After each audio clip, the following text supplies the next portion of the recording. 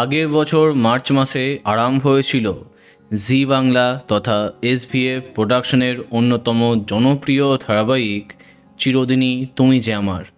আরম্ভ হবার সময় মেগার কাস্টিং যেমন জমজমাট ছিল, তেমনি গল্পও ছিল রহস্যে পরিপূর্ণ। পুনর্জন্ম, প্রতিশোধ, রোম্যান্স সব নিয়ে চিরদিনই তুমি যে আমার আরম্ভ হবার পরদিন থেকেই দর্শকের মনে জায়গা করে।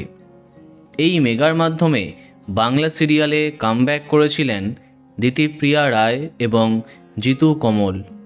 মূলত তাদের কেমিস্ট্রি ওপরে ভর করে বেড়েছিল জনপ্রিয়তা, কিন্তু তারপরেই সমস্যার আরম্ভ। একের পর এক বিতর্কে জড়িয়ে পড়ে চিরদিনই তুমি যে আমার। জিতুর সাথে বিবাদে মেগা ছাড়বার সিদ্ধান্ত নেন দিতিপ্রিয়া। নায়িকা পরিবর্তনে অনেক কিছু পাল্টে যায় ধারাবাহিকে।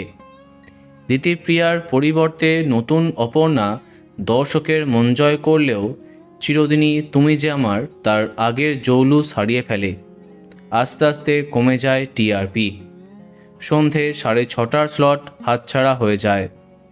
তারপর থেকেই বন্ধ হবার চর্চা চলছিল টেলিপাড়াতে। সম্প্রতি নতুন নায়িকা এবং কোঅ্যাক্ট্রেস পায়েলদের সাথে জিতুর ঠান্ডা লড়াইয়ের খবর সামনে এলে আরও বিরক্ত হয় দর্শক। অবশেষে কথা মতো আজকে শেষ দিনে শ্যুট করল চিরদিনই তুমি যে আমার। শেষ দিনে সবাই সব ভুলে এক হলেন। অনেক ছবি তোলা হলো, মস্ত বড় কেক কেটে সেলিব্রেশন চলল। একে অপরকে জড়িয়ে ধরলেন তারকারা। বিদায় নিল চিরদিনই তুমি যে আমার। এই সপ্তাহেই লাস্ট এপিসোড। তো বন্ধুরা, কে কে মিস করবে কমেন্টে জানাতে পারো। আর এই রকমই আরও অনেক ভিডিও পেতে সাবস্ক্রাইব কারেন্ট বস। ধন্যবাদ।